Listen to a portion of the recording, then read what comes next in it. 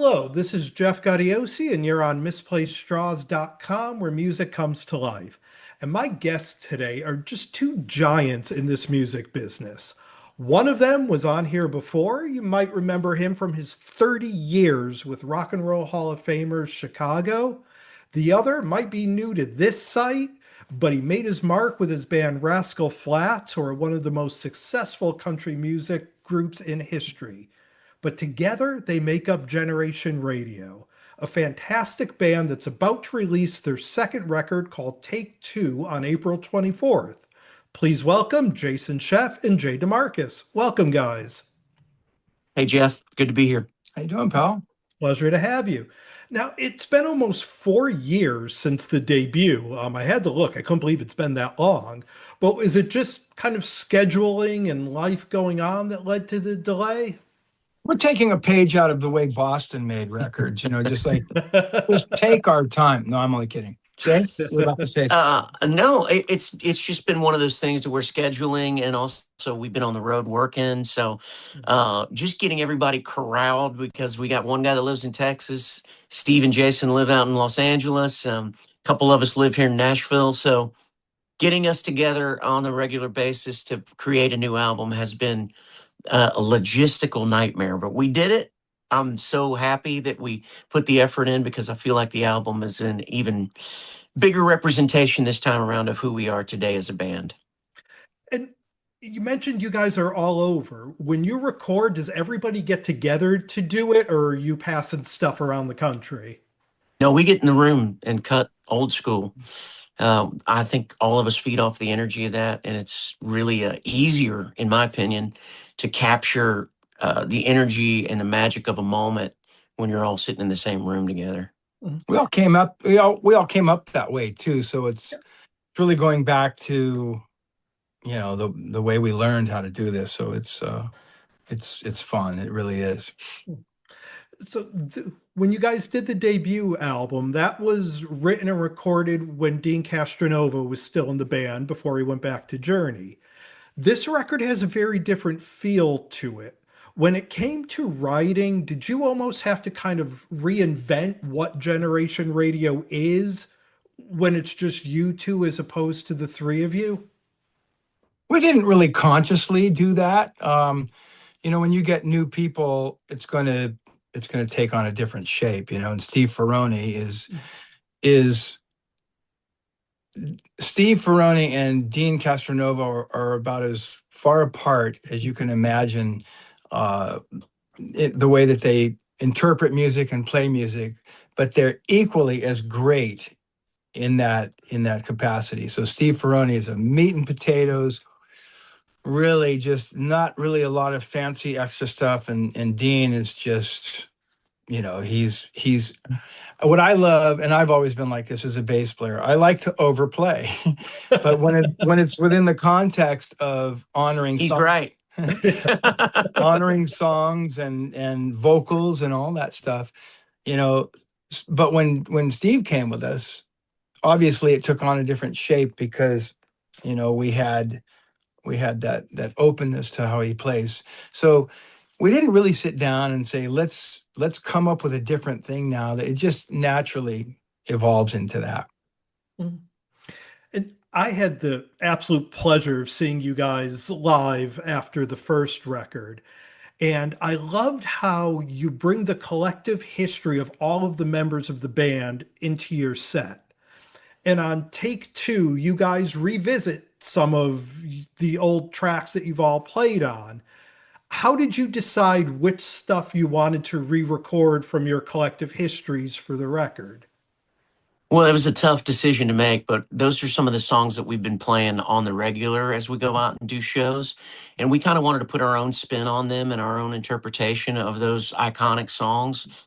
For me, You're the Inspiration was like my vote, because I'd grown up listening to that song and worshiping that band for so long.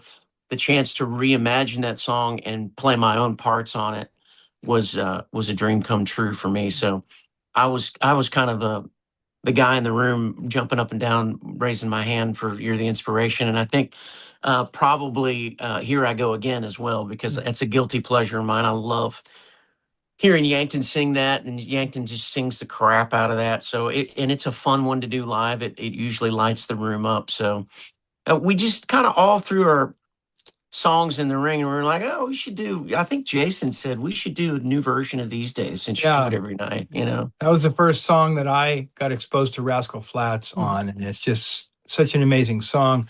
Jay does such a great job with it, and like he said, we've been playing it live enough where it's become really part of our DNA. So The two of you, just as friends, go back quite a bit. And the first track on this record, Montana Sky, I believe you guys wrote that around the time of the Chicago 30 record, which 20 years ago. And, on the surface, we see, okay, here's a country guy, here's a classic rock artist. But when you put the two of you together, it really creates something new and different. What is it about your partnership and your friendship that brings out something that's very different from what either of you do on your own? I think it's the mutual admiration and respect we have for each other and where we've come from musically. I was an 80s kid, so I grew up loving all of the 80s rock bands. I mean, Boston, Chicago, Journey, all of those arena rock or power ballad bands was my life's blood as a kid. So there's a lot, if you go back and listen to Rascal Flatts records and really dissect those in the production, in the songwriting style, arrangements, all of that kind of thing, we tried to really, really sneak all of our influences into country music. And there's a thread that goes through all of those records that very much harken back to the records that they were making, in the 80s with Foster and Peter Wolf and Mutt Lang. So, we've got one of the greatest 80s guitar players in the world producing, 7 of our biggest records, which is Dan Huff. So there's a common DNA thread that runs through all of our music. I think that is a natural evolution and part of the progression of what happens when you put the two of us together to make music. I think our similarities, our tendencies are a lot alike, and we're all drawn to the same things. Gary in Rascal Flatts is one of the best tenor voices that I think you could find anywhere. Um, I love that, and I'm proud to be in that band, not only because Gary is such a world-class singer, but he very much is akin to what I loved about Jason's voice when he took over for Peter Cetera. Those guys lived in an era where they're all trying to out-sing each other to see who could sing the highest, and that's what I grew up on. So it's naturally what I love and what I'm drawn to. I'm sure that's a convoluted answer to your simple question, It but I makes think there sense, though. Yeah. just similarities that both of us bring to the table that makes it easy. Well, let me add to the convolution. First of all, I love when he says, and he's so right, because all of us tenors see each other these days. I'll be 64 in April. And we all say, boy, did we paint ourselves into a corner writing these songs where you got to be right. But I'll tell you what, meeting Jay was that moment for me where I met the next generation. To be honest, I always thought that I was born a little too late. I always thought the real era, especially joining a band like Chicago, the real era is the 70s that I grew up with. And that's crazy. I felt the same way growing up in the 80s. Yeah, I think a lot of people relate to this, that the golden era was the 70s and that original configuration of Chicago, only to find at a certain point that I meet a guy like Jay who says, I've loved the band and you're a big part of it, your era, and realizing, yes, I'm half of the 80s hits. And so that's my part of the legacy. And you don't realize it as it's going down. But all of a sudden, there's Jay. They bring me out on the road. He said, we learned, will you still love me? And this is like 2002, 2003, like early on. And I'm in Chicago. That's right. And I'm going, man, I don't know about this. I'm going to walk out on stage and these young kids are just going to go, who's this old man? Bro, they knew all the words. They were singing, 16, 17,000 people singing along with us. And I get chills even talking about it. They played You Shook Me All Night Long as their encore. And I realized they're not country fans. Yep. They're music fans. And this guy is, like he said, he's made history as a country artist, but this is a well-rounded all. And so that's my excitement, is to work with somebody that's just a combination of all of it. And so I feed off of it. It's I really think it great. was more like 25,000 people, though. Okay. It was, 35,000. 35,000. I think it was more By like the next 25. interview, you'll be up to 50. yeah, of course. It's going to grow, everyone. I think it was more like 20. Probably. You guys have the history everyone knows. Steve Ferrone with Tom Petty and the Heartbreakers, everyone knows Steve. But especially seeing you guys live, and I think more so on this record than the first, Tom Yankton and Chris Rodriguez are stars Oh in yeah. this band, but Oh they yeah. may not be names that people know. So talk a little bit about those guys, how they came into the band, some of the stuff they've done before this. Well, Chris Rodriguez, I've known probably close to 35 years now. When I first moved to town, he was one of the guys that you aspired to be. He was a first call session guitar player and a first call background vocalist. And the first records I made in town was with a Christian band that I actually signed a record deal coming out of college with a band called East to West. Another connection we had early on was Peter Wolf produced the Stone of Sisyphus record, but he also produced half of that band's record on our second record. So we had a common thread there too. So I met Chris Rodriguez years ago and knew that if I had the chance to make music with him, I absolutely wanted to take advantage of that opportunity. So, you know, what can you say about Chris? He's done it all. He's played with everybody from Megadeth to Keith Urban to Amy Grant to, Peter Cetera, Kenny Loggins. Did I already say Kenny Loggins? I probably did. But he's just played with everybody. He's a well-traveled journeyman, and he's a consummate pro. Tom Yankton I met years ago playing in clubs downtown, and walked in and heard him screaming his head off, singing, Journey and Boston and all of these, screaming high songs and playing guitar, playing his face off. And I was like, good Lord. So we hired him in Rascal Flatts band. He actually toured with us for a couple of years and then went on to do his solo thing. And when the pandemic hit, he was one of the first people I called and said, hey, I think we could have some fun and make some music together. He knew Jason. They had a friendship. You'd written together too, I believe. And so it was just kind of one of those things that I called up some people that I always wanted to get in a room with and make music with. And we had so much fun that here we are 6 years later doing it again.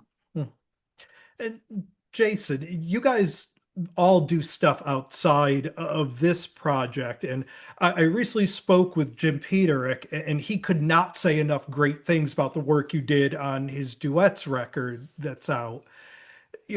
Working with so many artists, do you enjoy that variety of every project is something different as opposed to being locked into a single style? I do. And spending a little over 30 years with Chicago, which is amazing and a great part of my life. But that takes up a lot of your life. We were touring 120 plus dates a year. I was doing background vocal sessions with Bill Champlin right away though. So that variety of, and Jay's the same way. We're session musicians. We're producers, session musicians, but not just, okay, I'm going to be the singer in this band. And I love that. And so starting with Champlin and veering off to, he'd be saying, we're singing for the Commodores today, Gino Vanelli tomorrow, Kenny Rogers. I always loved it. Now having the time to myself, I'm the guy that Alex Lifeson asks to come and be Getty at some corporate events, and Robbie Krieger, Jason, can you be Jim Morrison with me at this? Yeah, absolutely. Paul Stanley, Tommy Thayer's a good buddy. Hey man, Paul needs somebody to come and do these 3 songs. So I'm in Kiss, I'm in The Doors, I'm in and Jay's going, yeah, all old bands. I can just hear his brain going, yeah, that's nice, man. So what he's trying to say is he's really 80. Yeah. But I love it. Yeah. So I love the variety. So does Jay. I love it. He's whoring himself out to all kinds of people out here. I mean, we'll pay for food. We'll play for food. Well, money. Jay, you've recently reunited Rascal Flatts. You guys have hit the road. You had a record out. What's it like stepping back into that world after doing stuff like Generation Radio and stuff outside of that box? I've got a whole new appreciation for it. I Mhm. think a little bit of it I took for granted when I was on the hamster wheel of touring and doing another record and touring and doing another record. We're having a whole lot of fun right now. And I think what makes it fun is we're not killing ourselves anymore. We're Mhm. doing 25, 30 shows a year, which is the perfect amount to go back, experience it, see the fans, sing that great music that, so many people means so much to them. It's really, really great to be back in that environment. I love those guys. They'll always be one of the biggest part of my life and my career. It's Gary's my second cousin, for crying out loud. So they're family. They're always going to be there. I'm always going to honor and love what we do together as Flats, but being able to have another creative outlet where we're doing a different type of music and a different type of thing with some different musicians, it's exciting because it just gives you another brush to paint with. It just gives you another canvas that is really, really fun to kind of blend all of the worlds together. And hopefully, being in that band makes me better being in this band, and vice versa. So, Well, and I it's funny because that's something where you look back at the 80s bands and the 70s bands, you were in one band and you did not go outside of that band. But now it's more often than not, we see stuff like this where you have your main band and then some other projects, and you can really get that creativity out and flex that muscle. Yeah, I think that's exactly right. I think that's why, going back to what Jason said just a few minutes ago, I think that's why I go into the studio and play on other people's records and continue to produce other people's records, because I love to play and I don't want to do just 25 or 30 shows a year with Rascal Flats. I want to play and contribute as much as I can while I'm still able enough to do it and still have fun doing it, and it still means something to me. So it's important for me. Idle time does not serve me well. I love to create. I love to keep moving forward, and I think that's what one of the most fun things about this band is that all of us kind of have that same little tweak in us that have to keep working and have to keep creating and making new music. I thought he was going to say, I don't want to just go out and just do 25 or 6 to 4 Yeah. only. But actually, you know what? And I'm going to tell on him. As long as I've known this guy since 2001, 2002, whatever, dude, he's always been doing other stuff, man. I mean, these guys were taking off, and here's Michael English, come and sing background vocals on this. Jason Jay was always, working on, I know you're busy. yeah, I know that. Well, for full transparency, man, I know that this is only going to take a second. I know you're really busy. So, with all of that, when are we going to see Generation Radio on the road? Well, we just switched management companies and Mhm. booking agencies. So we're really, really excited. I know that they're pitching us for some tours right now in the fall and for some dates in the fall, trying to put together a little tour. So Mhm. we're leaving that space open in our individual calendars to go out and hopefully do some good work with Generation Radio, because we sure have a whole lot of fun when we're out there doing it. We just haven't strung together enough shows to really create a tour. And so I'm excited about doing that eventually. Yeah. And like I said, I was able to catch the last tour, and you guys, it was one of the funnest times I have ever had at a show, because you're seeing this great stuff, new music, but then just you're seeing the people that created these classic songs playing them as well.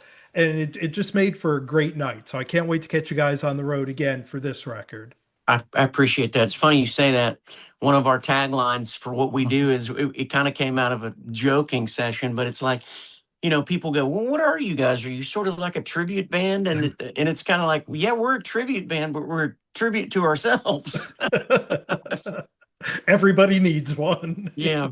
Yeah, exactly. Well, we've been spending some time here with Jay DeMarcus and Jason Scheff. The band is Generation Radio. The record is called Take Two. It's out everywhere on April 24th. It's another just fun record to listen to, much like the first one was. And again, just can't wait to catch you guys on the road for another great show. Thank you so much. I Thank you, appreciate buddy. that, buddy. Good to see you, Thanks, Jeff. guys. Yeah.